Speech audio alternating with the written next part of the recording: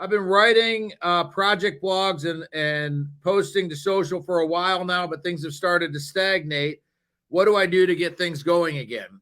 So let's go ahead and jump into that. So they talk about writing project blogs and posting to social.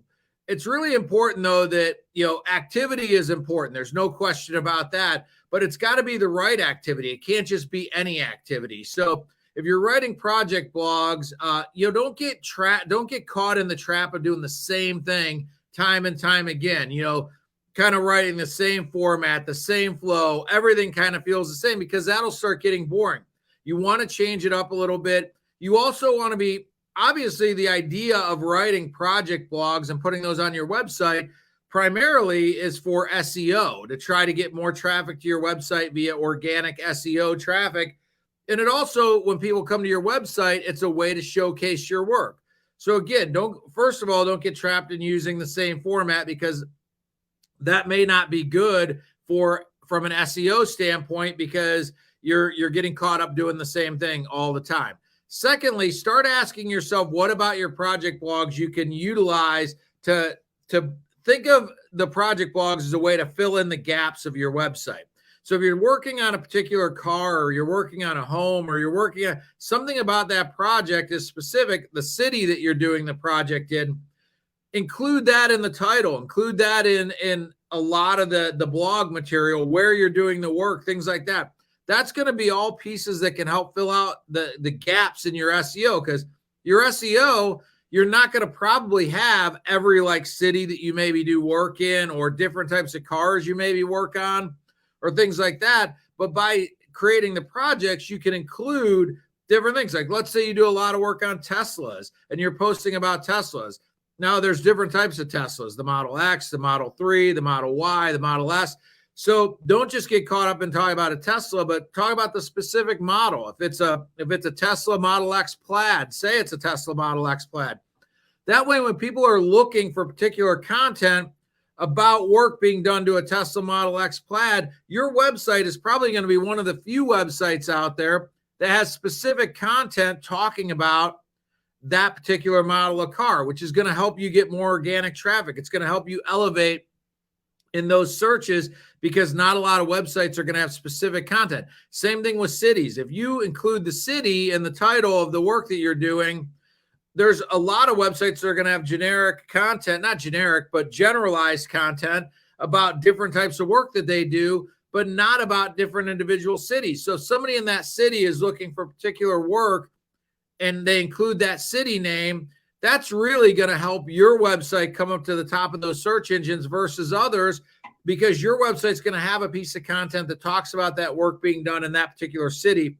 And not a lot of other websites are going to have that. So if you're going to write regular blogs and things like that, make sure you're including some unique pieces of content, whether it's the type of car, whether it's the city, whatever the case may be. You want to include some specific types of content in there, so that it's going to help your SEO content. It's going to fill in the gaps of your website.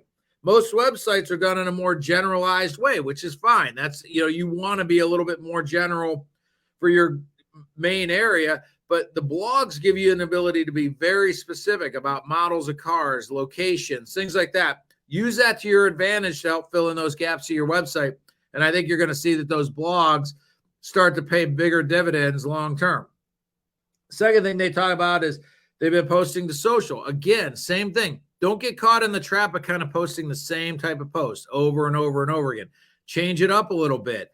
Try to do some videos if you don't typically do videos. Add some of those in there. Try to come up with different types of content. Maybe one time it's a picture. Maybe one time it's sharing an article. Don't always go for the big thing too. Don't always go for the right hook. Don't only post when you're asking somebody for something like, hey, schedule this work or buy this item. You want to post so that people, when they're watching your feed, it's like you're communicating with people. If somebody walks into your store or walks into your shop, you don't immediately go to trying to sell them something right out of the gate without even having any sort of conversation. Think of your social media as the same way. It's your company having a conversation with the people that are visiting your site. It can't always be asking for the sale. that's a boring conversation. It's one most people are going to check out on right away. I mean, nobody wants to be in a situation where they feel like, just go to a used car dealer. You'll feel like what it feels like to be asked for the sale time and time again. Most people don't like it. If your social media feels the same way, that the only time you post is when you're asking for a sale or asking to make a sale, it's going to feel the same way. It's going to feel like there's pressure. It's not going to be enjoyable. Try to think about your social media as a conversation with your audience. It's not all the same. You may share some things where you're asking for the sale, but mix that up with some where you're showing them a part of your work. You're showing them maybe some back scenes type thing about your business. Maybe you're sharing something about some employees of your staff. Maybe you're sharing just a general information or entertainment type of article about the community that you live in. Have a conversation, and all the elements of those conversations, the same way you would talk to somebody on the street, are not going to all be about selling somebody something. It's going to be a wide variety of things. Try to make your social media mimic that so that people feel like they're having a conversation with your company. It's not a one-way conversation where you're just trying to push something.